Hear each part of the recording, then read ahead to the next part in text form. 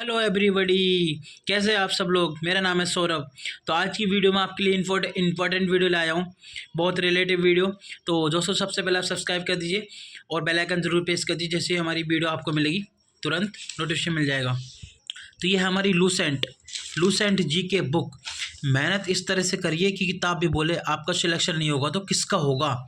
देखो कुछ कमेंट मेरे पास ऐसे आए हैं कि लोगों ने बोले हैं कि सर हमको लेखकों के बारे में कन्फ्यूज़न रहता है, लेखकों के बारे में, चीनी लेखक, फ्रांसीसी लेखक, जो भी लेखक से, तो उनके बारे में बताइए डिटेल्स वाइज। तो मैं आपको डिटेल्स वाइज बता देता हूँ। तो इतिहास में सबसे पहले हम लेखकों के बारे में पढ़ेंगे। तो कुछ लेखक है ऐसे हैं, दो विदेशी है, कुछ भारत के हैं, कुछ अन्य लेखक हैं। तो उनके बारे में बताऊंगा आपको। वीडियो बहुत इम्पोर्टेंट है, देखते रहिए। विदेशी यात्रियों की कुछ यूनानी लेखक कौन कौन से, यूनानी रोमन लेखक। तो पहले आप अपनी स्क्रीन पे देख सकते हो टेशियंस। ये ईरान का राजवैदिक था। भारत के संदर्भ में इसका विवरण आश्चर्यजनक कहानियों से परिपूर्ण होने के कारण अविश्वसनीय है। हेरोडोटस इसे इतिहास का पिता भी कहा जाता है।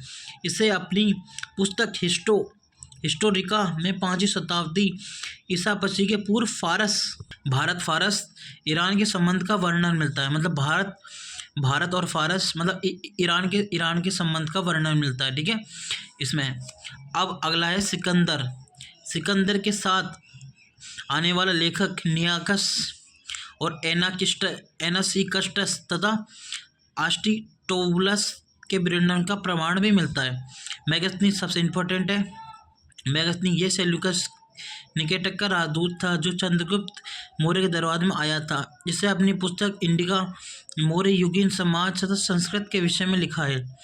डायमेकस ये सीरियन नरेश आनियोकस राजदूत था, बिंदुसार के दरबार में आया था। इसका विवरण मौर्य युग से संबंधित है। डायनुकस ये मिस्र नरेश टालमी फिलिंडेस राजपूत था जो अशोक के दरबार में आया था।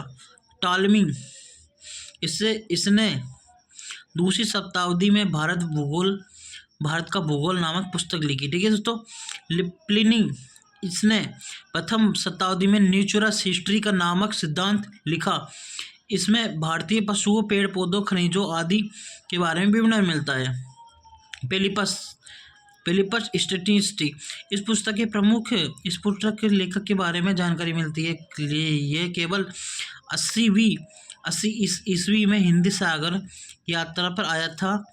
इसने उस समय के भारत बंदरगाहों की तथा व्यापारिक वस्तुओं के बारे में जानकारी दी थी। अब हम पढ़ते चीनी लेखक। सबसे इम्पोर्टेंट टॉपिक है चीनी लेखक। देखो आप इस तरह से हाईलाइट करके पढ़िए। आपको जो इम्पोर्टेंट टॉपिक होगा ना उसको आप हाईलाइट कर दीजिए, जो आपको अलग से दिख जाएगा हाँ ये हाईलाइट है। इस तरह से पढ़िए, मेहनत भी इस तरह से करिए, किताब भी बोले आपका सिलेक्शन नहीं होगा तो किसका होगा, इतनी मेहनत करिए। फाहियान चीनी यात्री किसके समय आया था? चंद्रगुप्त द्वितीय के दरबार में आया था। ये चंद्रगुप्त द्वितीय के दौरान में आया था। इसने विवरण में मध्य प्रदेश के समाज एवं संस्कृति के बारे में वर्णन किया है। ठीक है। मध्य प्रदेश की जनता को सुखी और समृद्ध बताया गया है इसमें ना। ये 14 वर्षों तक भारत में रहा था। ठीक है। सयुगन ये 518 ईस्वी में भारत आया। इसने अपने 3 वर्षों की यात्रा बौद्ध धर्म की प्राप्तियां एकत्र की थी। ठीक है। हिंगसांग सबसे इम्पोर्टेंट है, हर्षवर्धन के शासनकाल में आया था। हिंगसांग 629 ईसा पूर्व में चीन से भारत के लिए प्रस्थान किया। लगभग 1 वर्ष की यात्रा के बाद सर्वप्रथम यह भारतीय राज्य कपिशा पहुंचा। भारत में 15 वर्ष तक रहकर 645 ईसा पूर्व में चीनी लौटा और बिहार में नालंदा स्थित अध्ययन किया और भारत के बौद्ध ग्रंथों का एकत्रित किया और उसने भारत का भ्रमण किया। और इसने सी यू की नाम से एक प्रसिद्ध इसने बुक निकाली अपनी जिसमें 138 देशों का विवरण मिलता है। इसमें हर्षकालीन समाज तथा धर्म राजनीति का वर्णन मिलता है। सिंध का राजा शूद्र था। हिंगसांग ने बुद्ध की प्रतिमा के साथ साथ सूर्य और शिव की प्रतिमाओं का भी पूजन किया है। तो ये सब भी इसमें लिखा हुआ है। इंसान के अध्ययन के बारे में, अध्ययन के समय नालंदा विश्वविद्यालय के कुलपति आचार्य शीलभद्र थे। यह विश्वविद्यालय के बौद्ध दर्शन के लिए प्रसिद्ध था, है ना दोस्तों। ये हो गया इतिसिंह। ये 7वीं शताब्दी के अंत में भारत आया था ये, ठीक है। नालंदा विश्वविद्यालय के विक्रमशिला विश्वविद्यालय तथा उसके समय भारत का विवरण मिलता है इसमें। अरबी लेखक बनते हैं जो अलरुद्दीन, ये मोहम्मद गजनवी के समय भारत आया था, ठीक है। इब्नु बतूना, इस समय अरबी भाषा में लिखा गया, ये यात्रा बेतात रिहाला कहलाता है, ठीक है दोस्तों। अन्य लेखक है, जो अन्य लेखक है, तारानाथ, ये तिब्बती लेखक था, ठीक है। मार्को पोलो 13वीं शताब्दी के समय पांड्य देश की यात्रा पर आया था और इसका विवरण इतिहास के अध्ययन में लिया जाता है।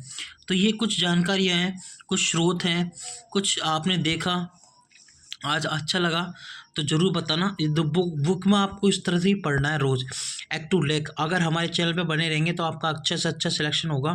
वीडियो देखिए, आपको जो भी डाउट हो कमेंट बॉक्स खुला है, और मेरे से कोई डाउट हो अगली वीडियो किस टॉपिक पे लाना है वो आप कमेंट कर देना। जो भी आप टॉपिक बोलोगे उस टॉपिक पे मैं आपको वीडियो बना के दे दूँगा, और मैं आपकी कमेंटों का रिप्लाई ज़रूर करूँगा। आप कमेंट करते जाइए, मैं आपका रिप्लाई देते जाऊँगा। और वीडियो अच्छी लगी तो ज़रूर बताना कैसी लगी, और कौन सा, अगर आपको और कोई लेखक अच्छा लगा हो तो ज़रूर बता देना कौन सा आपका फेवरेट लेखक है, तो इसके ऊपर ज़रूर बताना। थैंक यू दोस्तों, वीडियो देखने के लिए शुक्रिया। और अच्छा लगा हो तो एक दिल से लाइक कर देना, एक सपोर्ट कर देना, सब्सक्राइब कर देना। Thank you.